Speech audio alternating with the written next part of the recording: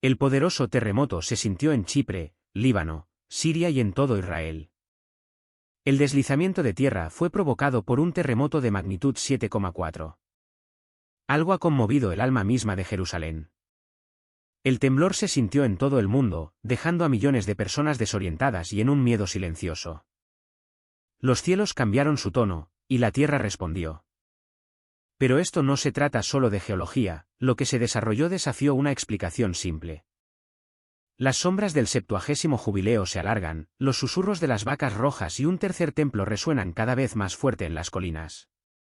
En medio de una presión geopolítica que amenaza con desbordarse, la tierra misma parece estar perdiendo la paciencia.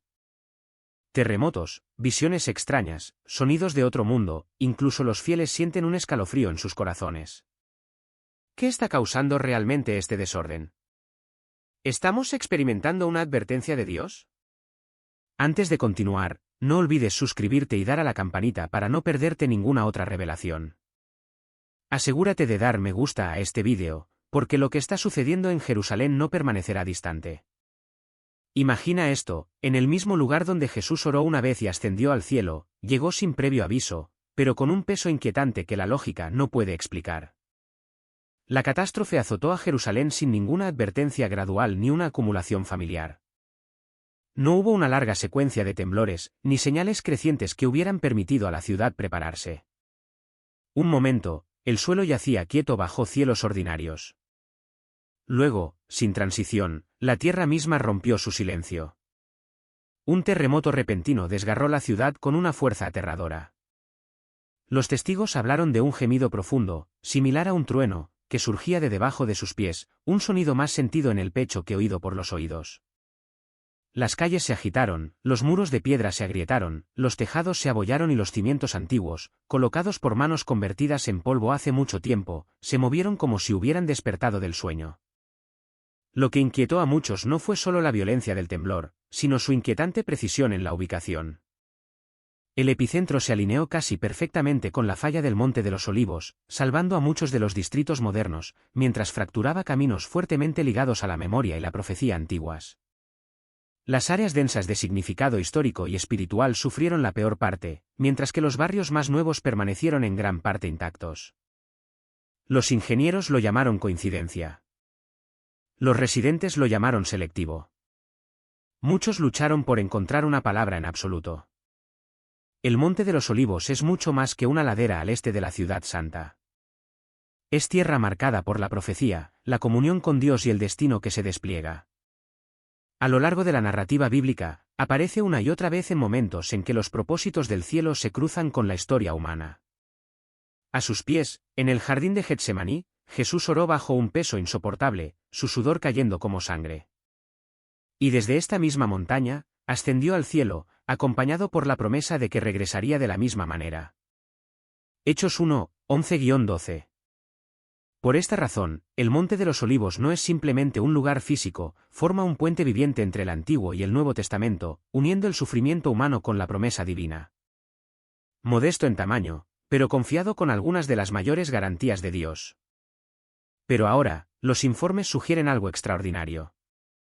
Barrios enteros ligados a antiguas raíces y geografía sagrada quedaron marcados en momentos. Árboles que habían soportado siglos de guerra y clima fueron arrancados de raíz. Piedras en callejones estrechos se desalinearon, como si la propia tierra recordara dónde se habían escrito el pacto y el conflicto en el suelo. Un residente anciano susurró, se sintió como si la tierra supiera exactamente dónde estaba pisando. Un joven tendero dijo en voz baja, he vivido terremotos antes. Este se sintió como si estuviera dirigido.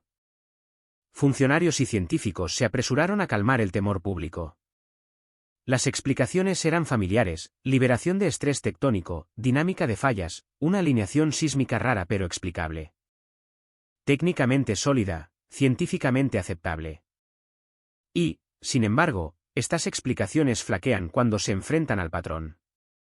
Los terremotos no suelen discriminar entre lo viejo y lo nuevo, entre la tierra profética y las calles ordinarias. No suelen trazar líneas cargadas de significado mientras pasan por alto lo que está a su lado. La escritura no niega la realidad de las placas tectónicas o las fuerzas naturales. En el registro bíblico, los terremotos son a menudo momentos de revelación, cuando lo que está oculto se sacude a la vista. El monte Sinaí tembló cuando se dio la ley. La tierra tembló en la muerte de Cristo. El temblor de la tierra no es caos, sino una convocatoria, disrupciones medidas permitidas en momentos precisos para despertar la atención. Zacarías 14:4 predice el día en que el monte de los olivos se partirá en dos de este a oeste, formando un valle cuando los pies del Señor se posen sobre él, una fractura no por azar, sino por propósito divino que resuena a través de la misma tierra de Jerusalén. La Biblia misma nos insta a probar, a sopesar, a discernir. Advierte contra la prisa, pero también contra la ceguera. Dios no siempre habla a través de un ruido prolongado. A veces habla a través de la exactitud, a través de donde cede la tierra y donde no. Por eso la ubicación importa, porque la línea de impacto importa, y porque la quietud que siguió se siente más pesada que el propio temblor. Si esto fuera solo geología, nos asustaría y luego se desvanecería en gráficos de datos e informes archivados. Pero este evento presionó una pregunta más profunda en la conciencia colectiva, una pregunta que ningún instrumento puede medir por completo. ¿Por qué tanta precisión? ¿Y por qué, de todos los momentos, ahora?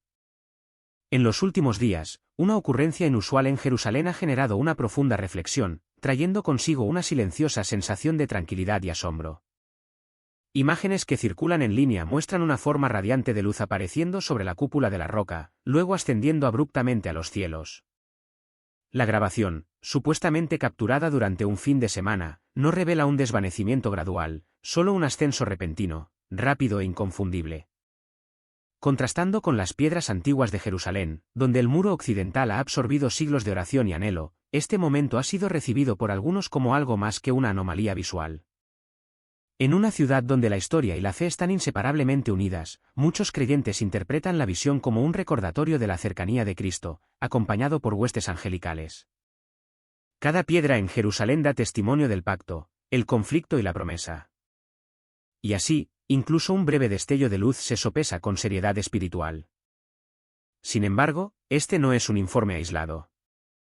Manifestaciones similares se han documentado repetidamente a lo largo de los años, apareciendo tanto de día como de noche sobre el monte del templo y los muros de la ciudad vieja. Para muchos residentes y peregrinos por igual, tales luces se han vuelto familiares, pero nunca ordinarias. A menudo interpretadas como momentos en que el cielo parece rozar el mundo visible.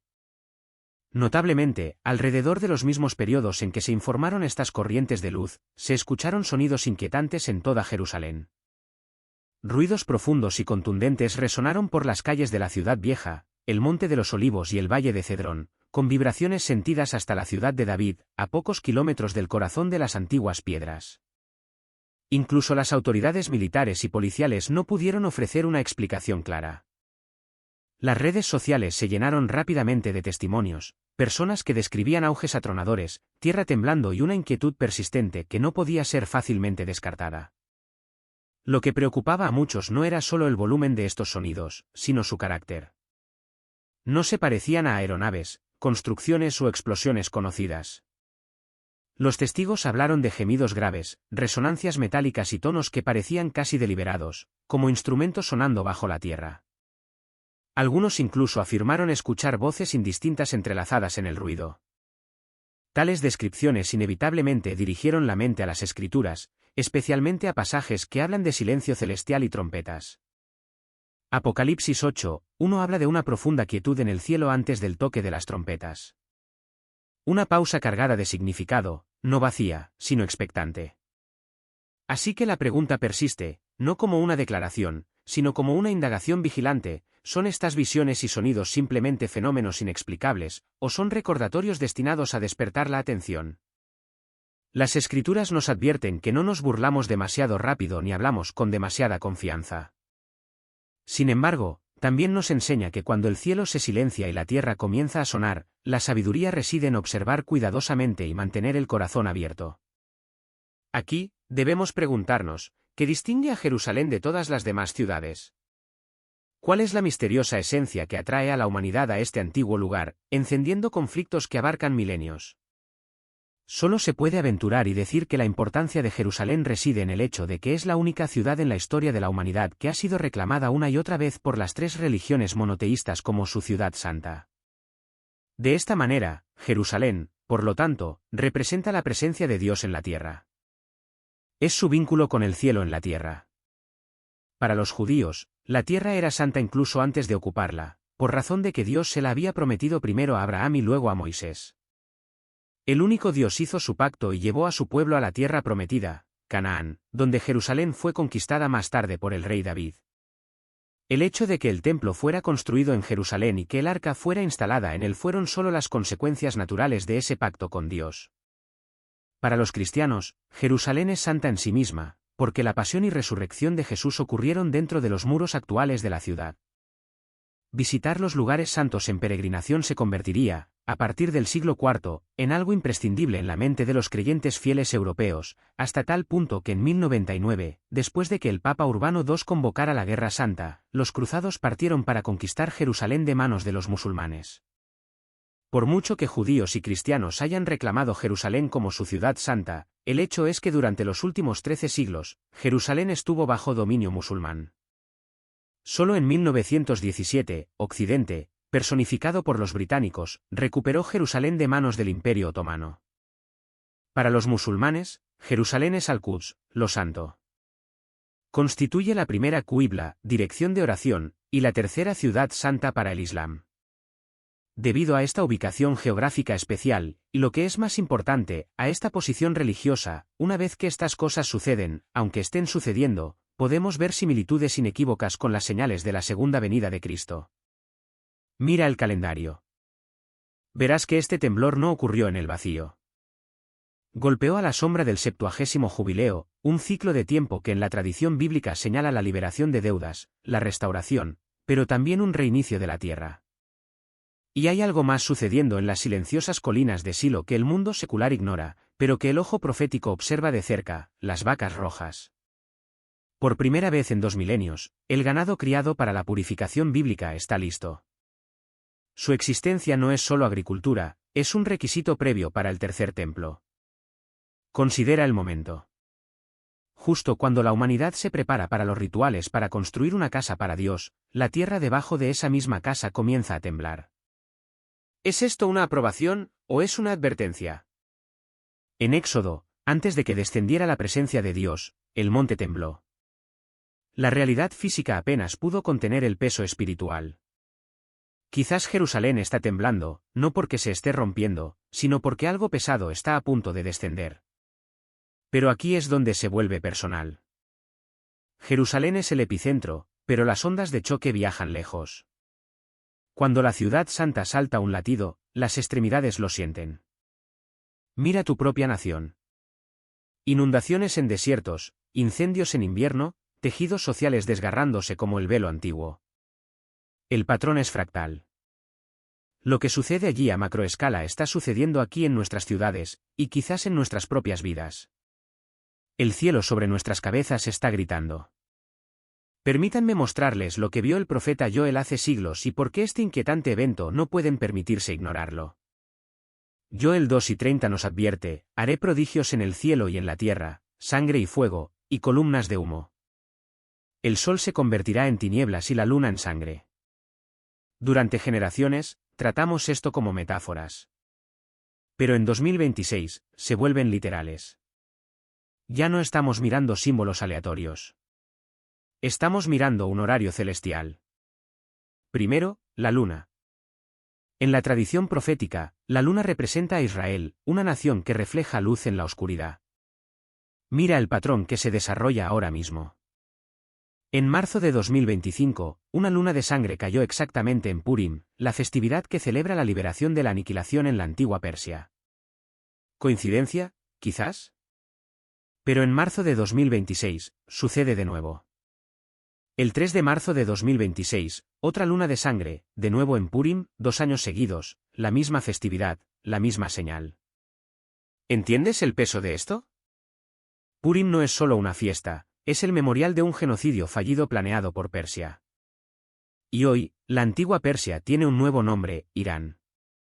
Así como Israel se enfrenta al Irán moderno de maneras nunca vistas en décadas, atacando instalaciones nucleares, desmantelando praxis, los cielos están repitiendo la historia de Esther. 2 lunas de sangre, 2 Purim. Es como si el cielo autorizara a Israel a defenderse. Así como el decreto de Esther autorizó a los judíos a luchar el 13 de Adar, los rabinos dicen, cuando la luna está en eclipse, es una señal para Israel. 3 eclipses lunares seguidos, 2 en festividades judías. El mensaje está parpadeando en rojo. Pero Joel no solo habló de la luna. Habló del sol volviéndose tinieblas. Y mientras la luna señala a Israel, el sol señala a las naciones. Observa lo que sucede en agosto de 2026. Por primera vez en 27 años, un eclipse solar total cruzará el continente europeo. El camino de la oscuridad barrerá desde el frío norte de Rusia a través de Groenlandia, Islandia y terminará al atardecer en España. España, una tierra con una historia pesada, la tierra del decreto de la Alhambra de 1492, donde los judíos fueron obligados a convertirse o morir. España no ha visto un eclipse total en más de un siglo. Ahora verá 2, uno en 2026, otro en 2027. 2 años de oscuridad sobre la misma tierra que una vez expulsó al pueblo de Dios. ¿Se está repitiendo la historia, o finalmente se está saldando? El sol oscureciéndose sobre las naciones, la luna desangrándose sobre Israel. Las piezas no solo están en el tablero, se están moviendo. Y si sigues estas señales celestiales, entenderás el peso profético de este momento. Al dar me gusta a este vídeo, estás ayudando a colocar esta advertencia delante de alguien que necesita verla antes de que aparezca la próxima señal. Así que, presiona ese botón, únete a la vigilia, porque lo que te voy a mostrar a continuación conecta los cielos de arriba directamente con el suelo de Israel abajo. Hemos mirado al cielo. Ahora debemos mirar al calendario. Porque Dios no solo habla a través del espacio, habla a través del tiempo. Mientras los eclipses marcan las estaciones, hay un reloj más profundo y antiguo que hace tic-tac en el fondo de la historia judía que pocos cristianos conocen. Se llama el 70º Jubileo de Israel. Levítico 25 describe el jubileo como un año de libertad, un gran reinicio, donde la tierra regresa a su propietario original. Los eruditos que rastrean los ciclos desde el cruce del Jordán por Josué han encontrado algo extraordinario. Si el conteo es correcto, el 70º jubileo cae aproximadamente entre 2025 y 2026. 70. El número de la completitud, 70 ancianos de Moisés, 70 años de exilio babilónico, las 70 semanas de Daniel, y ahora 70 jubileos. Estamos en el umbral de un ciclo que solo llega una vez en la historia humana. Un momento de retorno, un momento de posesión. ¿Y qué sucede cuando la tierra está lista para ser poseída? El templo debe estar listo para ser construido. Lo que nos lleva a las vacas rojas. Durante 2000 años, fueron un mito. Hoy, pastan en Silo. Números 19 es claro, sin las cenizas de una vaca roja inmaculada, no hay purificación. Sin purificación, no hay templo. Maimónides, el gran sabio judío, escribió que solo se han sacrificado 9 vacas rojas en la historia. Y profetizó que la 10ª sería preparada por el propio Mesías. 5 vacas llegaron de Texas en 2022. Han sido inspeccionadas. Están esperando. ¿Ves la convergencia? La tierra tiembla durante 7 minutos. La luna se vuelve sangre en Purim. El sol se oscurece sobre Europa. El reloj del jubileo marca 70. Y las vacas rojas están listas. Esto no es una colección aleatoria de eventos. Esto es una cuenta regresiva. La única pregunta que queda es, ¿qué sucede cuando el temporizador llega a 0? Cuando la devastación llega sin previo aviso, rápida, contenida y final, las escrituras advierten que tales momentos no deben ser ignorados. No porque el terror sea el objetivo, sino porque la conciencia lo es. La inmediatez, en la imaginación bíblica, es a menudo el lenguaje de la urgencia. Jerusalén ha soportado calamidades muchas veces a lo largo de su larga memoria. Sin embargo, este evento no tuvo la aleatoriedad del azar, tuvo el carácter de una señal. La Biblia afirma repetidamente que Dios no se comunica solo con la palabra hablada. Si bien las Escrituras son verdad revelada, también enseñan que Dios se dirige a la humanidad a través de acciones, a través del tiempo y a través del propio orden creado. El Salmo 19 proclama que los cielos dan testimonio de la gloria de Dios, y los cielos anuncian su obra. Ese testimonio no se limita a lo agradable o hermoso, también incluye la advertencia. Cuando los corazones se vuelven distraídos, la creación se convierte en una voz que no puede ser silenciada. A lo largo de la literatura profética, el mundo natural recibe frecuentemente el papel de mensajero. Joel habla de un día en que la tierra tiembla, los cielos se estremecen y las luces del cielo se atenúan, no como un exceso metafórico, sino como indicadores divinos. Isaías se hace eco de esto, describiendo la tierra tambaleándose bajo la carga de la transgresión. Juntos, estos textos apuntan a una sombría realidad: cuando se descarta el orden moral, el orden físico no permanece indiferente. En las Escrituras, los desastres rara vez se enmarcan como accidentes sin sentido. Son interrupciones, convocatorias destinadas a despertar a un pueblo del sueño espiritual. Amós relata hambrunas, sequías, enfermedades y destrucción, cada una seguida por el mismo inquietante estribillo: con todo, no os volvisteis a mí. La lección es inconfundible. La calamidad no es siempre condena, pero siempre es instrucción. Rompe la rutina, interrumpe la falsa normalidad y obliga a la reflexión. Este patrón aparece una y otra vez en la historia bíblica. Primero viene la advertencia a través de la conciencia, la misericordia o la voz profética. Cuando esa advertencia es ignorada, sigue el temblor. No la aniquilación, sino suficientes perturbaciones para exponer la confianza mal colocada. Hebreos habla de un temblor que quita lo temporal para que lo perdurable pueda permanecer. El juicio, en este sentido, no es desorden, es revelación. Revela lo que nunca fue tan seguro como parecía. Jerusalén ocupa el centro de este patrón. Las Escrituras colocan la ciudad en el corazón de la historia del pacto, el lugar donde Dios eligió poner su nombre. También es la ciudad sobre la cual Jesús lloró, lamentando que no pudiera reconocer el camino de la paz que se le presentaba. Desde el principio, Jerusalén ha encarnado tanto la cercanía divina como la resistencia humana. Profetas como Zacarías e Isaías, y Jesús mismo, conectan la futura agitación global con esta ciudad. En el Evangelio de Lucas, Jesús habla de señales en los cielos y angustia entre las naciones, llamando no al pánico, sino a la vigilancia. Estas señales no están diseñadas para paralizar por el miedo, sino para agudizar el discernimiento. Cuando la tierra tiembla, las Escrituras no nos dicen que huyamos aterrorizados, nos dicen que escuchemos. Si esto te habla, da testimonio de que estás prestando atención. Jerusalén es una ciudad con capas de muros de piedra, calles y cimientos moldeados por siglos de adoración, conflicto, oración y sangre. Durante generaciones, esas piedras simbolizaron la permanencia. Imperios colapsaron a su alrededor, pero la piedra perduró, y de esa resistencia surgió una suposición: si la piedra permanece, todo está seguro. Pero, ¿qué sucede cuando la piedra misma comienza a ceder? Los presentes describieron algo profundamente inquietante. Las piedras antiguas bajo la ciudad no se hicieron añicos como se espera que lo haga la piedra, cedieron, se hundieron, parecieron perder su resolución. Los muros no explotaron en escombros, se desplomaron y se plegaron, moviéndose como si la solidez misma hubiera sido suspendida. Los testigos lucharon por encontrar palabras porque no hay un lenguaje ordinario para la piedra que se comporta como cera blanda. Esta no fue una devastación ruidosa, fue contenida, deliberada y profundamente perturbadora. Un deshacer que susurró en lugar de gritar, dejando atrás una pregunta más pesada que cualquier ruido. En lugares donde las oraciones han ascendido durante generaciones, la gente apoyó sus palmas contra la piedra antigua y sintió que cedía. No el temblor de motores, no vibraciones distantes que viajaban por el suelo, sino una cesión donde no debería existir. La inconfundible sensación de que algo firme ya no era firme.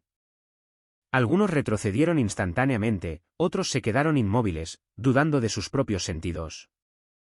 Luego estuvo el sonido. Un gemido profundo y resonante se movió a través de muros y callejones, bajo, sostenido e inquietante. No un crujido o un choque, sino un largo suspiro.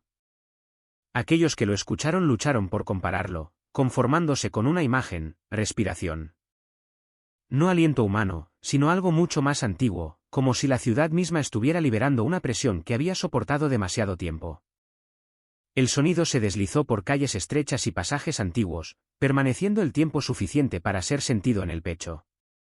Nunca gritó, pero no pudo ser ignorado. La piedra siempre ha sido un símbolo de permanencia. En las Escrituras, significa cimientos, pactos, altares, testimonio. Cuando Jesús habló de casas construidas sobre roca o arena, no estaba enseñando construcción, estaba diagnosticando el alma. La roca representaba la obediencia, la arena, la apariencia sin profundidad. Lo que hace que este momento sea tan perturbador es que la roca misma parecía reacia a mantenerse. La pregunta presiona más allá de la geología: ¿han reemplazado las estructuras a la obediencia? ¿Se han interpuesto muros en lugar de arrepentimiento? ¿Han ocupado monumentos en lugar de la humildad? Con el tiempo, lo que estaba destinado a apoyar la fe puede ser confundido silenciosamente con la fe misma. La piedra puede convertirse en un sustituto de la rendición. La historia puede endurecerse en una defensa contra la corrección. Cuando eso sucede, los cimientos aún pueden parecer impresionantes, pero ya no se alinean con la verdad. La Escritura emite una sombría advertencia: cuando la verdad es silenciada, la creación hablará. Habacuc escribió que la piedra clamaría desde el muro, y la viga de la madera respondería. A menudo leídas como imaginería, esas palabras se sintieron incómodamente literales cuando la piedra ya no se comportaba como piedra. Esto no fue furia, se sintió como rechazo, como si el mundo material mismo hubiera alcanzado un límite, reacio a soportar más el peso de la confianza mal colocada, el pecado no abordado o el ritual hueco. La ciudad no explotó en ruinas, se hundió bajo la presión. Esa moderación es lo que hizo que el momento fuera tan poderoso. La piedra no falla fácilmente. Cuando lo hace, señala más que debilidad estructural, revela que algo que se asumió que era inquebrantable durante mucho tiempo ha sido probado y no ha podido soportar lo que se depositó sobre él. Cuando la verdad es descartada durante demasiado tiempo, incluso la piedra rechaza la carga. El cambio en el cielo ocurrió sin drama. Ninguna nube de tormenta corriendo, ningún relámpago rasgando el horizonte. En cambio, los cielos sobre Jerusalén se volvieron lentamente algo desconocido, oscuro, denso y profundamente antinatural. Lo que más inquietó a la gente no fue la violencia, sino la quietud. Nubes masivas se congregaron en lo alto y luego se detuvieron, como fijadas en su lugar. Estas no eran nubes impulsadas por el viento. Se apilaban bajas y pesadas, capa sobre capa, eclipsando el sol sin liberar lluvia. La luz del día se desvaneció, no en la noche, sino en un gris tenue y antinatural. Las calles destinadas a brillar cayeron en la sombra. Los colores se aplastaron. Las distancias se sintieron comprimidas. La ciudad pareció encogerse bajo el peso de lo que estaba arriba. A medida que la luz se desvanecía, el aire mismo se espesó. La gente lo describió como una presión en el pecho. Respirar se volvió laborioso. El sonido se amortiguó. Las voces se oían menos. Los pasos perdieron su eco. El ritmo habitual de la ciudad se suavizó, como si estuviera envuelto en tela. La conversación se ralentizó, el movimiento se volvió cauto. Incluso aquellos despectivos de las señales sintieron el instinto de detenerse y mirar hacia arriba. Este no era un cielo reconfortante. No se sentía distante o protector. Se sentía cercano, demasiado cercano. En lugar de levantar la mirada con esperanza, presionó hacia abajo con inquietud. Las nubes no pasaron como el clima, se cernieron, permanecieron, esperaron. Debajo de ellas, muchos sintieron que estaban siendo observados, no por ojos, sino por presencia. En las Escrituras, un cielo oscurecido nunca es incidental. Joel habla de días en que las nubes y la densa oscuridad cubren la tierra. Jesús advirtió de señales en los cielos que afligirían a las naciones, no para incitar al pánico, sino para despertar la vigilancia. La oscuridad en estos textos no se trata de terror, se trata de atención. Cuando la luz se atenúa de forma antinatural, sigue la quietud. Cuando el cielo se baja, la distracción desaparece y el pensamiento queda expuesto. Jerusalén ha conocido tormentas antes, vienen y van. Esto fue diferente. Esta oscuridad no amenazaba con destrucción, creó una pausa que ningún titular podía llenar. Bajo ese cielo, las excusas se sintieron frágiles. La confianza se adelgazó. Las personas quedaron solas con sus creencias, sus suposiciones, sus cuentas internas. Los cielos no hablaron en lenguaje, hablaron en peso. Y el peso revela lo que realmente importa. Cuando el cielo presiona hacia abajo, la humanidad recuerda tanto su pequeñez como su responsabilidad. Lo que siguió no se pareció a una tormenta, una ilusión o un truco de luz. Se desarrolló lentamente, deliberadamente, como si el tiempo mismo hubiera aflojado su agarre. La densa capa de nubes sobre Jerusalén comenzó a abrirse, no desgarrada por el viento, no rasgada, sino abierta con intención. Más allá de la abertura, los testigos describieron una forma radiante, indistinta pero innegable. No destelló como un rayo ni se dispersó como un reflejo. Permaneció. La luz detrás de ella carecía de brillo pero poseía gravedad, como si la iluminación misma tuviera sustancia. Entonces la forma se resolvió. Apareció una cruz de luz, suspendida, firme, inconfundible. No estaba proyectada sobre las nubes, estaba separada de ellas, luminosa y fija, cortando limpiamente la oscuridad que momentos antes había sofocado la ciudad. La oscuridad no se resistió, se retiró. La luz descendió no en haces duros, sino en un resplandor suave y penetrante que pareció pasar a través de las nubes en lugar de apartarlas. El aire debajo cambió. Los testigos hablaron de una quietud repentina, como si la ciudad hubiera dejado de respirar. Nadie gritó, nadie corrió. La gente se quedó paralizada. Algunos cayeron de rodillas sin pensar, no por miedo, sino por reconocimiento. Otros se quedaron inmóviles, lágrimas formándose sin saber por qué. Muchos confesaron más tarde que no podían explicar lo que vieron. Pero estaban seguros de una cosa, no fue al azar. El miedo no dominó, el asombro sí. Un peso de presencia que presionó hacia adentro, no hacia afuera. El miedo dispersa, la presencia aquieta. Los escépticos buscaron explicaciones, óptica, refracción, alineaciones raras, pero ninguna pudo explicar por qué la forma se mantenía firme, por qué no cambiaba con el ángulo o el movimiento, por qué aparecía sin cambios desde diferentes puntos de vista. Tampoco pudieron explicar la respuesta compartida, por qué personas de diferentes idiomas, creencias e historias reaccionaron de la misma manera en el mismo momento. Las escrituras siempre han distinguido entre señales que aterrorizan y señales que revelan. Cuando Moisés se encontró con Dios, la tierra se volvió santa, no peligrosa, sino autoritaria. Los movimientos y grietas que aparecen hoy no son algo sin precedentes. La historia bíblica y arqueológica muestra que esta tierra ha temblado muchas veces antes. La Biblia registra uno de los primeros terremotos en la historia de Israel durante el reinado del rey Uzías, Amós 1:1. Su magnitud fue tan grande que siglos después, el profeta Zacarías lo usó como punto de comparación, Zacarías 14:5. Ese terremoto se convirtió en un recuerdo colectivo para toda una nación. La arqueología también lo confirma.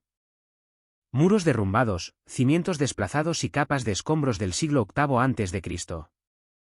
muestran que toda la región de Israel fue una vez violentamente sacudida. Jerusalén y el Monte de los Olivos nunca se libraron de estos temblores. La historia continúa registrando grandes terremotos en el 31 a.C., 363 después de Cristo y 749 después de Cristo. El Monte de los Olivos ha estado allí, siendo testigo silencioso de todo.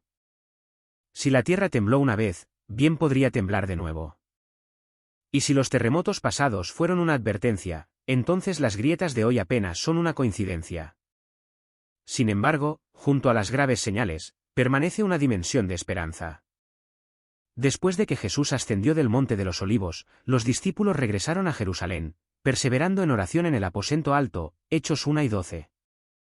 Desde allí, nació la Iglesia, no en un palacio, sino en espera, justo a la sombra de esta montaña. El Monte de los Olivos se convirtió en el punto de partida de la Iglesia. Y ahora, con la aparición de grietas en esa misma montaña, surge la pregunta, ¿podría ser esta una señal del comienzo del capítulo final, el regreso del Señor? El lugar que fue testigo del comienzo también puede estar anunciando su finalización.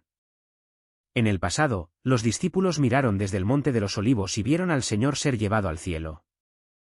Hoy, miramos a la misma montaña que ahora tiembla y recordamos las palabras del ángel, este mismo Jesús, que ha sido tomado de vosotros al cielo, vendrá así como le habéis visto ir al cielo, Hechos 1:11. Incluso en su descanso, el Monte de los Olivos sigue siendo un símbolo de esperanza. Sus laderas están cubiertas de tumbas donde los judíos enterraban a sus seres queridos, creyendo que la resurrección comenzaría allí cuando viniera el Mesías. Ezequiel 37 habla del Valle de los Huesos que se levantará de nuevo. Y para ellos, el Monte de los Olivos es esa promesa grabada en el paisaje. Es paradójico, la misma montaña que guardó las tumbas del pasado ahora se está agrietando en el presente. ¿No podría ser esto no solo un fenómeno geológico, sino también una preparación para la resurrección mayor? Apocalipsis 8:12 describe el día en que todos los muertos estarán de pie ante el trono del juicio. El mar de tumbas en el Monte de los Olivos parece presagiar ese momento, un lugar de silencio esperando la trompeta de Dios. No solo los judíos, sino también los musulmanes y los cristianos dirigen su mirada a esta montaña. Para los judíos, es el lugar de la resurrección. Para los musulmanes, es el lugar del juicio. Para los cristianos, es el lugar donde Cristo regresará. Tres tradiciones, sin embargo, convergen en un punto. Esta convergencia no es accidental. El Monte de los Olivos se ha convertido en el centro de las más profundas expectativas de la humanidad. Y hoy, mientras la montaña se agrieta, mientras también se dice que la puerta del este se está moviendo, esa expectativa se vuelve aún más urgente. Apocalipsis 1:7 dice que todo ojo le verá cuando venga. El Monte de los Olivos, situado entre el cielo y la tierra, parece destinado a ese momento global. Pero más allá de las señales, surge una pregunta fundamental: cuando todo tiembla, ¿cuál es el fundamento inquebrantable? Hebreos 12 afirma que el temblor está destinado a remover lo temporal para que permanezca lo eterno. Las montañas pueden agrietarse, las puertas moverse, los imperios desmoronarse, pero el reino de Dios no será sacudido, Daniel 2:44. El Monte de los Olivos ha sido testigo de lágrimas, traición, profecía y gloria. Y ahora, mientras tiembla, nos recuerda: no pongas tu confianza en rocas, puertas o tierra frágil. Pon tu confianza en aquel que renovará todas las cosas. Apocalipsis 21 afirma que este temblor no es el fin, sino el comienzo de una nueva promesa. Las grietas hablan no solo de juicio, sino que también susurran de esperanza. El mundo está temblando, el Monte de los Olivos se está agrietando, pero el reino de Dios permanece firme, y el Rey se acerca. La única pregunta que queda es: ¿sobre qué fundamento estás parado? Oriente Medio todavía se está recuperando hoy de una tormenta monstruosa que cubrió gran parte de la región de nieve. Luces de rango. ¡Oh, Dios mío! Sagrado. Un pasajero grabando el cielo oscureciéndose desde la ventana de su avión. Los arqueólogos que descifran un antiguo rollo de cobre han descubierto una cámara secreta enterrada en lo profundo de las ruinas del desierto. Mientras los líderes mundiales continúan debatiendo el desarme y expandiendo los acuerdos de Abraham, Jerusalén se ve envuelta en un tipo de tensión muy diferente, una que se siente menos como diplomacia y más como una advertencia extraída directamente de la profecía. Hoy, en el Monte de los Olivos, en un momento que al principio pareció unremarkable, el flujo ordinario del tiempo pareció vacilar. Lo que siguió no fue un informe aislado ni una visión privada, fue compartido. Miles de personas, separadas por idioma, cultura y creencia, se encontraron con el mismo fenómeno en el mismo momento. Un cielo, una perturbación, una manifestación inconfundible. Los cielos se abrieron. Emergió un resplandor diferente a la luz familiar. Y en ese momento, muchos sintieron no un final, sino un principio, del tipo que reorganiza lo que viene después. ¿Fue esta una rara ruptura atmosférica, o el primer movimiento en una secuencia descrita desde hace mucho tiempo? Si el peso de esa posibilidad te cae con algo parecido a una reverente inquietud, quédate con nosotros. Ofrenda de gratitud a los espectadores porque lo que sucedió en el Monte de los Olivos no está solo, y los días venideros en Jerusalén pueden revelar por qué este momento fue más importante de lo que pareció al principio. Estoy hablando solo horas después del evento. Todavía no hay distancia, ni desapego emocional. Los informes continúan llegando más rápido de lo que pueden ser verificados. Sin embargo, todos describen la misma realidad central: esto no se parece a las señales a las que nos hemos acostumbrado a debatir o explicar. No encaja en la categoría de maravillas aisladas o experiencias personales. Esto se alinea con lo que Jesús mismo describió como la señal que anunciaría su regreso, la señal final antes de que comience la última fase. Te pido que permanezcas atento. No pases deprisa por lo que es incómodo. No te apartes de lo que desafía las suposiciones familiares. Lo que ocurrió hoy en Jerusalén tiene un peso como ningún evento reportado desde la resurrección misma. Y como se reciba, se descarte, se examine o se escuche puede ser mucho más importante de lo que estamos preparados para admitir. Imagina esto, en el lugar exacto donde Jesús ascendió al cielo hace 2000 años, una resplandeciente fractura de luz rasgó los cielos, permaneciendo allí como un velo rasgado mientras las cámaras grababan y los adoradores caían de rodillas. El sol comienza su lento descenso. Peregrinos recorren los caminos del Monte de los Olivos, muchos de ellos transmitiendo en vivo oraciones, reflexiones y vistas panorámicas hacia el monte del templo. El cielo está despejado. Ningún sistema de tormentas, ninguna formación de nubes inusual. Todo parece ordinario hasta que deja de serlo. Sin previo aviso, una estrecha línea de luz se forma en lo alto del horizonte oriental. No destella como un rayo. No hay trueno, ni cobertura de nubes. En cambio, los testigos la describen como una fractura luminosa que se extiende horizontalmente por el cielo, blanca con un ligero borde azulado, nítida y limpia, como si el espacio mismo se hubiera abierto suavemente. Varios la compararon con una puerta o una costura que se abre brevemente en los cielos. Casi de inmediato, la atmósfera de abajo parece cambiar. La gente habla de presión, no de viento, sino de peso. El aire se siente denso. Las conversaciones se interrumpen a mitad de frase. Algunos se arrodillan instintivamente. Otros comienzan a llorar sin entender completamente por qué. Las imágenes compartidas en línea muestran bandadas de pájaros alterando abruptamente sus rutas de vuelo, desviándose del área como si encontraran una barrera invisible. El fenómeno dura no más de 2 o 3 minutos. Gradualmente, la línea se contrae, la luz se desvanece mientras el cielo se sella de nuevo. En pocos momentos, todo parece normal. Las agencias meteorológicas no informan de ninguna explicación meteorológica conocida. Ningún avión, ninguna óptica atmosférica común en la región, ninguna actividad sísmica registrada en ese momento preciso. Sin embargo, los vídeos continúan circulando, capturados por cámaras de seguridad, teléfonos y transmisiones en vivo ininterrumpidas. Eruditos y comentaristas toman nota. Algunos apuntan con cautela al lenguaje bíblico debatido durante mucho tiempo en lugar de definido concluyentemente, los cielos se abrieron. Pasajes de Mateo 24 y Lucas 21 resurgen junto con Zacarías 14, 4, que habla del Monte de los Olivos en conexión con los actos decisivos de Dios. Un peregrino cristiano de América del Sur, grabando un vídeo devocional, dijo más tarde, pero cuando apareció esa línea, me sentí pequeño, como si la historia hiciera una pausa para respirar. Un estudiante israelí de astrofísica que observaba desde la ciudad abajo admitió, no sé qué era. Sé lo que no era, y eso me inquieta. Un visitante judío, envuelto en oración, le dijo a un reportero local, nuestros textos dicen que los cielos responden cuando Dios se mueve. No digo lo que esto significa, digo que exige atención. Así que la pregunta sigue siendo, no declarada, no resuelta, sino colocada cuidadosamente ante nosotros. ¿Fue esto simplemente una rara anomalía óptica, aún pendiente de clasificación científica? ¿O fue uno de esos momentos que las escrituras describen no como prueba, sino como advertencia, una invitación a observar, discernir, prepararse? Mientras teólogos y científicos continúan debatiendo lo que apareció sobre el Monte de los Olivos, otro desarrollo está atrayendo silenciosamente la atención debajo de él.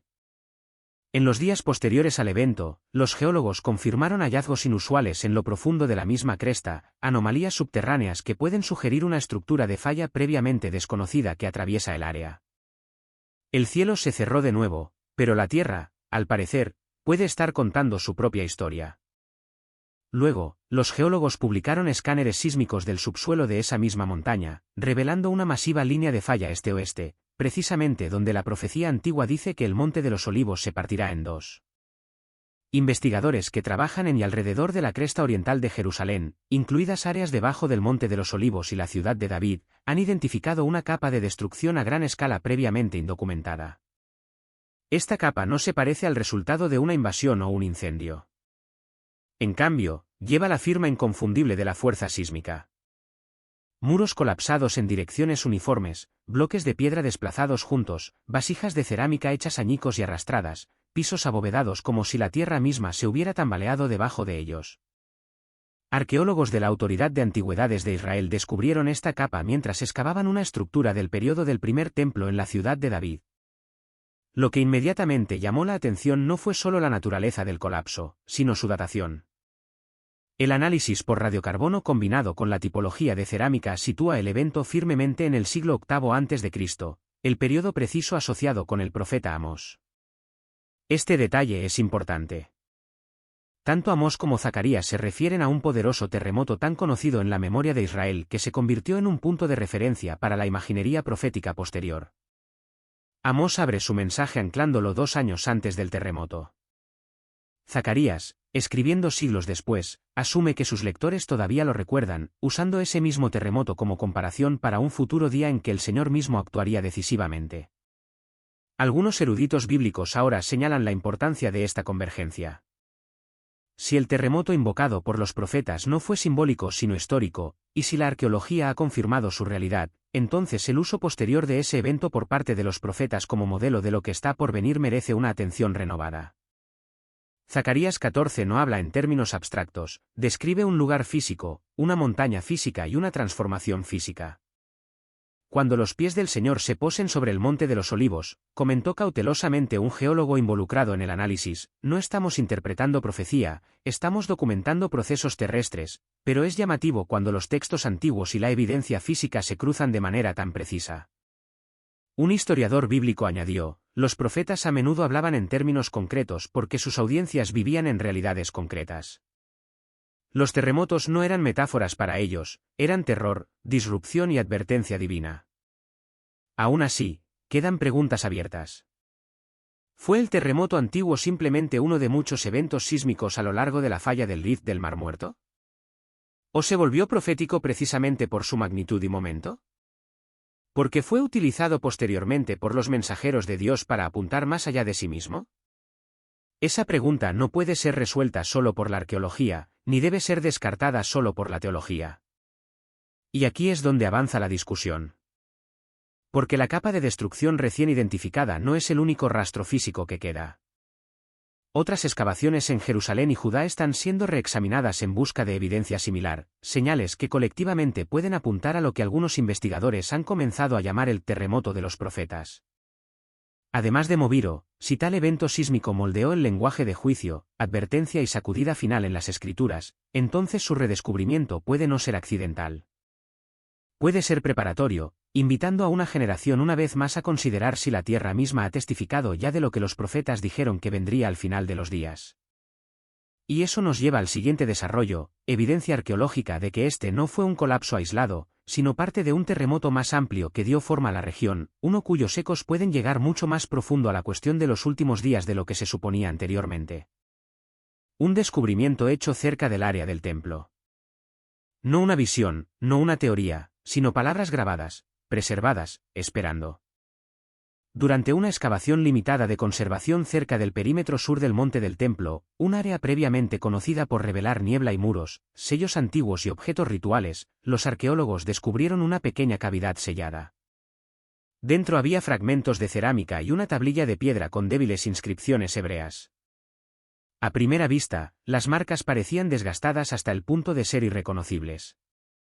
Pero después de una cuidadosa limpieza y un análisis de imagen multiespectral, comenzaron a emerger líneas de texto. Lo que los eruditos vieron detuvo inmediatamente el trabajo. La inscripción está escrita en hebreo antiguo, estructurada como una oración o himno litúrgico. En ella aparecen frases que resuenan inequívocamente a través de los textos proféticos, referencias a YHWH viniendo en juicio, a sus pies posados sobre la montaña al este, y a una súplica por la aparición del ungido en ese mismo lugar. Varias frases se parecen mucho al lenguaje de Zacarías 14, donde el Señor se para en el Monte de los Olivos, y Ezequiel 43, que habla de la gloria de Dios regresando a la ciudad desde el este. La convergencia es difícil de ignorar, no porque resuelva la interpretación, sino porque reduce la coincidencia. Un epigrafista senior involucrado en el estudio declaró con cautela: este no es un texto cristiano posterior. El lenguaje, la escritura y la formulación lo sitúan firmemente dentro de la expectativa judía. Lo que expresa es anticipación, espera de una intervención decisiva de Dios, asociada con un lugar específico. Los medios religiosos lo apodaron rápidamente una oración escrita en piedra, esperando el día del Señor bajo el monte del templo. Algunos eruditos de escatología han ido más allá, sugiriendo que forma un puente histórico entre la antigua esperanza mesiánica judía y las palabras de Jesús en el Nuevo Testamento sobre su regreso a Jerusalén. Otros instan a la moderación. Nos recuerdan que la expectativa mesiánica era diversa, que tal lenguaje no apunta a una única línea de tiempo o identidad por defecto. Sin embargo, incluso entre las voces cautelosas, hay acuerdo en un punto: este texto confirma que mucho antes de los debates teológicos posteriores, la gente ya estaba rezando por un momento en que Dios mismo vendría, separaría, juzgaría y restauraría. Un historiador rabínico comentó anónimamente: esta inscripción muestra que la esperanza del día de YHWH no era abstracta. Estaba arraigada en el lugar, en la geografía, en la expectativa. Eso solo debería hacernos reflexionar. Así que la pregunta sigue abierta y debe permanecer abierta: ¿es esta tablilla simplemente otro testimonio de la antigua añoranza judía? ¿O se erige como un testimonio silencioso de que las Escrituras describen eventos no solo creídos, sino activamente esperados aquí mismo, en el corazón de Jerusalén? Y si tales oraciones fueron talladas en piedra debajo del monte del templo, ¿qué más podría surgir aún? Porque este no es el único texto que ahora llama la atención.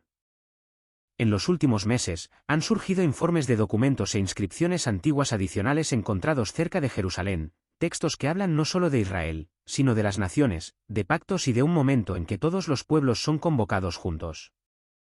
Y si esos textos se confirman, pueden obligarnos a preguntar si la expectativa del día del Señor nunca debió permanecer confinada a un solo pueblo, sino abarcar al mundo entero al final de la historia. En los últimos meses, la atención se ha centrado en un descubrimiento más silencioso pero potencialmente de gran alcance realizado en una pequeña cueva en los márgenes del desierto de Judea, no lejos de Jerusalén. El propio entorno recuerda momentos anteriores en la historia arqueológica cuando frágiles textos ocultos del tumulto resurgieron siglos después para remodelar la comprensión de las Escrituras. Dentro de la cueva, los arqueólogos descubrieron varios fragmentos deteriorados de manuscritos de cuero, textos escritos a mano que se cree que se originaron en el período del Segundo Templo tardío. Al principio, los fragmentos parecían poco notables, incompletos, dañados y difíciles de ubicar. Pero a medida que los conservadores reconstruyeron lentamente el texto, surgió un tema sorprendente. El manuscrito no se lee como la escritura misma, sino más bien como un comentario profético, una obra interpretativa que se compromete con textos bíblicos anteriores. Un pasaje particularmente difícil, una vez ensamblado, habla de una figura futura que establecerá un pacto con muchos por un tiempo determinado. Un lenguaje que inmediatamente atrajo la atención académica. La misma sección hace referencia a la ciudad santa y a la montaña de YHWH, anclando el pacto geográficamente en Jerusalén en lugar de tratarlo como una idea distante o puramente simbólica. Para los estudiantes de las Escrituras, el lenguaje es imposible de leer sin recordar Daniel 9 y 27, un versículo largamente debatido por su referencia a un pacto que involucra a muchos y su conexión con eventos climáticos que rodean el final de una era. Las principales fuentes académicas se han apresurado a categorizar el manuscrito como apócrifo, uno entre muchos textos interpretativos judíos que circularon junto con las escrituras hebreas. Desde un punto de vista histórico, esa clasificación es justa. Sin embargo, dentro de la comunidad escatológica, la importancia del texto radica en otra parte. Sugiere que mucho antes del tiempo de Jesús, los pensadores judíos ya estaban lidiando con la idea de un pacto multinacional centrado en Jerusalén, vinculado no solo a la paz, sino a la crisis, la transición y el juicio divino. En otras palabras, el concepto de un acuerdo final de importancia internacional que involucra a la ciudad santa no fue una invención cristiana posterior, ya formaba parte de la imaginación profética judía. Un estudioso de textos involucrado en la reconstrucción notó con cautela: este documento no predice eventos. Refleja expectativas, pero las expectativas nos dicen lo que la gente creía que era posible y lo que temían que podría venir. Esa distinción es importante. El manuscrito no declara cumplimiento, revela anticipación. Para algunos observadores, el descubrimiento inevitablemente plantea paralelismos incómodos con el momento actual. Los acuerdos políticos modernos que involucran a Israel y las naciones circundantes, especialmente los acuerdos de Abraham, son ampliamente vistos como logros diplomáticos pragmáticos. Sin embargo, cuando se colocan junto a textos antiguos que hablan de pactos que involucran a muchas naciones y a Jerusalén en el centro, tales desarrollos adquieren una resonancia más profunda, no prueba profética, sino rima histórica. Un recordatorio de que Jerusalén siempre ha sido más que territorio, ha sido un punto focal donde la teología, la política y el destino se cruzan. La pregunta entonces no es si este antiguo manuscrito confirma una línea de tiempo específica, no lo hace. La pregunta más sombría es si revela cuánto tiempo la humanidad ha estado dando vueltas en torno a la misma tensión no resuelta, la paz negociada por manos humanas, frente a advertencias escritas por profetas que creían que el pacto final tendría consecuencias mucho más allá de la diplomacia. Y si las voces de hace 2000 años ya estaban contemplando un acuerdo decisivo que involucrara a Jerusalén y a las naciones, ¿qué significa que tales acuerdos se estén gestando nuevamente en nuestro propio tiempo? Ahora, permítanme acercar esto, no de una manera que presione, sino de una manera que invite a la honestidad. Porque a estas alturas, es natural preguntar, ¿qué requiere todo esto de mí? No pánico, no especulación, sino respuesta. Lo que hemos examinado, hallazgos geológicos, antiguas oraciones cerca del templo, las escrituras mismas, advierte contra eso. Pero si plantea una pregunta diferente a la conciencia, ¿estoy viviendo como alguien que está despierto? El Nuevo Testamento enmarca consistentemente momentos como estos no como cuentas regresivas, sino como llamados al discernimiento. El encargo de Pablo a Timoteo no era predecir la hora, sino permanecer fiel, atento y arraigado, listo para hablar la verdad, ya sea que el momento parezca conveniente o no. Esa urgencia no estaba ligada a un reloj, sino al carácter. Así que el primer paso no es el miedo, es el autoexamen, no de los titulares, sino del corazón. Las palabras de Pablo en 2 Corintios siguen siendo deliberadamente escrutadoras: examinaos a vosotros mismos si estáis en la fe. Ese examen no está destinado a producir desesperación, sino claridad. La fe que nunca ha sido probada a menudo asume que está preparada. La fe que ha sido examinada sabe si realmente descansa en Cristo o simplemente en el hábito. Segundo, si estos desarrollos, textos antiguos, expectativas de larga data y alineaciones actuales, te han inquietado, esa inquietud no debe ser ignorada. A lo largo de las Escrituras, los momentos de movimiento divino a menudo son precedidos no por la certeza, sino por la incomodidad. La pregunta no es si tienes una comprensión perfecta, sino si tu confianza está bien colocada. El Evangelio no exige un conocimiento completo de los eventos, pide la lealtad del corazón. La confesión y la creencia, como Pablo describe en Romanos, no son rituales de emergencia desencadenados por el miedo, sino una reorientación de la vida, reconociendo quién es Cristo y confiándose a Él. Esa invitación está siempre abierta. Pero las Escrituras también dejan claro que no debe posponerse indefinidamente bajo la suposición de que el mañana está garantizado. Tercero, la vigilancia nunca debe convertirse en aislamiento. La advertencia de Ezequiel a los centinelas no era forzar el arrepentimiento, sino negarse a callar. Si crees que los tiempos son importantes, la respuesta no es alarmismo, sino fidelidad. Hablar con humildad, no con acusación, con claridad, no con coerción. Cuarto, las Escrituras nos instan repetidamente a la urgencia sin pánico. El llamado de Pablo en Efesios a redimir el tiempo no es una convocatoria a abandonar la vida diaria, sino a vivirla sabiamente, conscientes de que lo eterno merece prioridad sobre lo meramente urgente. El trabajo, la familia, la responsabilidad, la oración, la integridad, estas no son distracciones de la preparación, son su evidencia. Y finalmente, las palabras de Jesús en Lucas permanecen deliberadamente sobrias: cuando estas cosas comiencen a suceder, enderzaos y levantad vuestras cabezas. No porque cada señal sea inmediatamente concluyente, sino porque los propósitos de Dios avanzan incluso cuando la comprensión humana se queda atrás. Lo que estamos presenciando puede ser preparación, ensayo o advertencia. O puede ser una convergencia destinada simplemente a despertar a una generación que se ha acostumbrado a la demora. Las Escrituras dejan espacio para esa tensión. Así que la pregunta no es, ¿ha llegado el momento final? La pregunta es más simple y más difícil: si estuviera más cerca de lo que asumiste, ¿reflejaría tu vida preparación o aplazamiento? Vigilar, en términos bíblicos, no significa mirar fijamente al cielo, significa vivir verazmente, amar fielmente, arrepentirse rápidamente y esperar constantemente. Y si la historia realmente se está doblando hacia su conclusión, esos serán los que se encuentren listos, no porque adivinaron el momento, sino porque confiaron en el rey. Zacarías, cuyo nombre significa el Señor ha recordado, es el personaje central en esta escena. Estaba casado con la hija de un sacerdote, una mujer llamada Isabel. El versículo 6 nos dice que tenían un gran problema. Isabel era estéril y ahora anciana. Los rabinos judíos decían que 7 tipos de situaciones traían la excomunión de Dios, y la lista comenzaba: un judío que no tiene esposa, o un judío que tiene esposa y no tiene hijo. La esterilidad era un motivo válido de divorcio. Isabel seguramente se había preguntado por qué Dios no le había dado un hijo. El libro de los Salmos dice: «He aquí, los hijos son don del Señor, el fruto del vientre es su recompensa». Salmos 127, 3. Isabel ciertamente tenía pensamientos sobre lo que había hecho mal, ya que no tener hijos era un estigma para un judío. Ahora era demasiado tarde para ambos, estaban bien entrados en años. Zacarías pertenecía a la tribu de Leví, y tanto él como su esposa eran descendientes de Aarón. Su familia era de la división sacerdotal de Abías. Todo descendiente directo de Aarón era automáticamente un sacerdote, lo que significaba que había demasiados sacerdotes alrededor, 20.000 sacerdotes en total.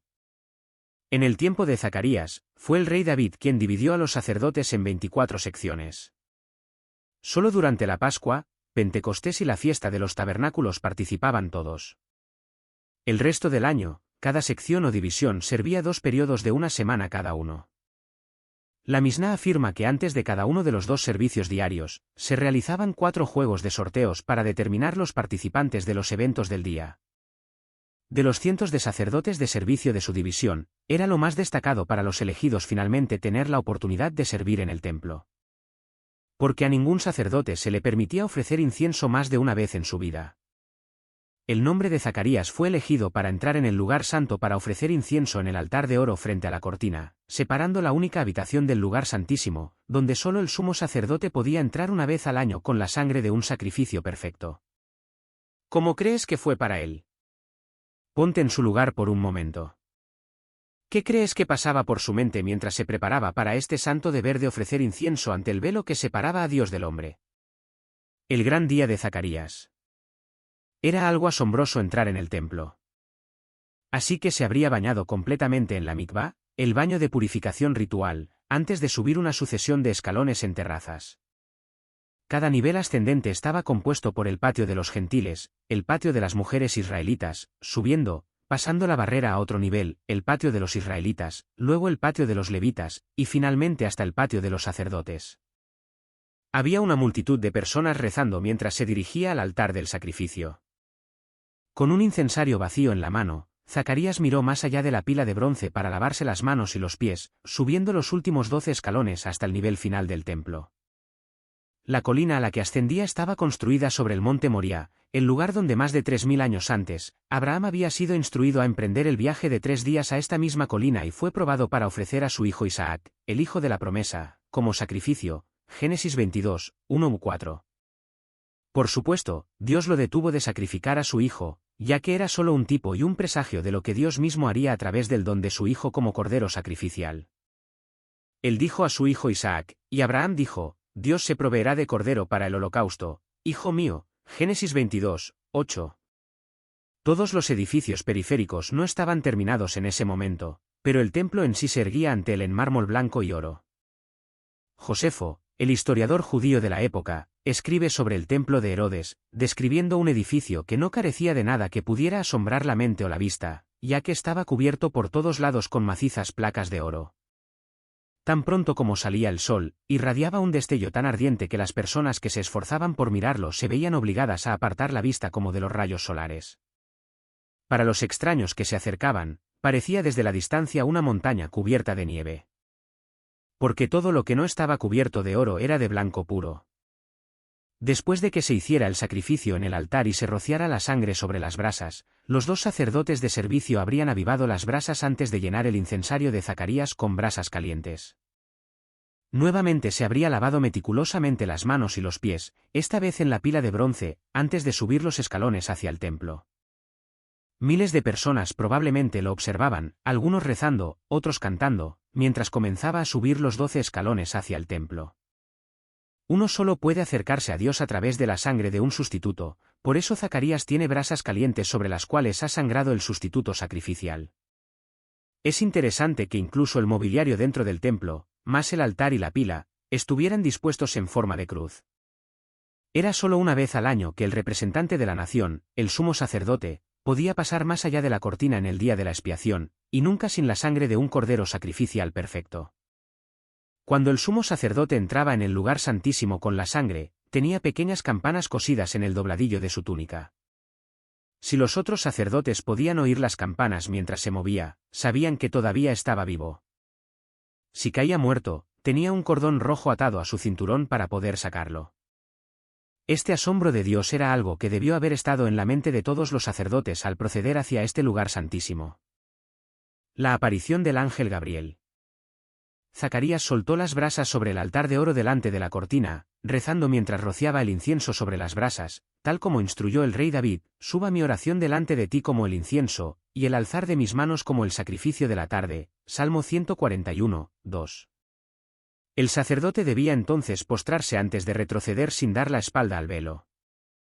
Mientras rezaba a través del humo del incienso ascendente, el ángel Gabriel se manifestó a su derecha junto al altar del incienso. Imagina lo aterrador que debió haber sido para Zacarías. Entonces se le apareció un ángel del Señor, de pie a la derecha del altar del incienso. Al verlo Zacarías, se asustó y lo invadió el temor. Pero el ángel le dijo: no temas, Zacarías, tu oración ha sido oída. Tu esposa Isabel te dará un hijo, y le pondrás por nombre Juan. Será gozo y deleite para ti, y muchos se regocijarán en su nacimiento, porque será grande a los ojos del Señor. Nunca tomará vino ni bebida fermentada, y será lleno del Espíritu Santo desde el vientre. Muchos del pueblo de Israel los traerá de vuelta al Señor su Dios. Y él irá delante del Señor con el espíritu y el poder de Elías para volver los corazones de los padres a los hijos, y a los desobedientes a la sabiduría de los justos, para preparar un pueblo preparado para el Señor. Lucas 1, 11-17. ¿Cuál crees que fue la oración que el ángel dijo que fue oída? ¿Alguna vez has tenido que esperar mucho tiempo una respuesta a una oración y te has sorprendido cuando llegó esa respuesta? Explica. No podemos saber por qué rezó Zacarías, pero estoy seguro de que rezó por un hijo durante muchos años. Parece que para este momento de su vida, Zacarías no tenía esperanza de tener un hijo. Reveló su incredulidad incluso después de que el ángel le dijera que esto sucedería. Como sacerdote y representante del pueblo, Zacarías también podría haber estado rezando para que Dios volviera a la nación de Israel hacia sí mismo. Antes de que pudiera venir el Mesías, sin embargo, debía haber un mensajero que anunciara su venida. Sería él quien iría delante del Mesías y volvería los corazones de los padres a los hijos. El último profeta que fue enviado a Israel casi 400 años antes había profetizado: «He aquí, yo envío a mi mensajero, que preparará el camino delante de mí». Entonces, de repente, vendrá a su templo el Señor que buscáis, el mensajero del pacto que deseáis, dice el Señor Todopoderoso. Malaquías 3, 1. He aquí, os enviaré al profeta Elías antes del gran y terrible día del Señor. Él hará volver el corazón de los padres a los hijos, y el corazón de los hijos a los padres, o de lo contrario vendré y heriré la tierra con la maldición. Malaquías 4, 5-6. 400 años de oscuridad habían pasado desde esa profecía de Malaquías. Como sacerdote y hombre de Dios, conocía todo sobre el liderazgo controlador y corrupto de Israel que veía a diario. Zacarías habría estado familiarizado con los pasajes de las Escrituras referentes a la venida del Mesías y su precursor. ¿Alguna vez has pensado que en la presciencia de Dios, podríamos ser la respuesta a nuestras oraciones? A menudo, Dios pondrá una carga particular en nuestros corazones antes de revelarnos que somos los llamados a ser la respuesta a la oración. No es una coincidencia que fuera él quien fuera elegido por sorteo para ofrecer incienso ese día. Zacarías estaba en los planes y propósitos de Dios mientras soltaba el incienso sobre las brasas calientes del altar de incienso, simbolizando la oración. Habría rezado por el pueblo de Israel para que el Mesías y su precursor vinieran y los liberaran de la cruel opresión no solo de los líderes corruptos de Israel, sino también de los romanos. Incredulidad y duda. Zacarías le preguntó al ángel, ¿cómo puedo estar seguro de esto? Soy anciano y mi esposa está avanzada en años. El ángel respondió, yo soy Gabriel. Estoy en presencia de Dios, y he sido enviado para hablarte y darte estas buenas nuevas. Y ahora quedarás en silencio y no podrás hablar hasta el día en que esto suceda, porque no creíste mis palabras, que se cumplirán a su debido tiempo. Mientras tanto, la gente esperaba a Zacarías y se preguntaba por qué se quedaba tanto tiempo en el templo. Cuando salió, no podía hablarles. Se dieron cuenta de que había visto una visión en el templo.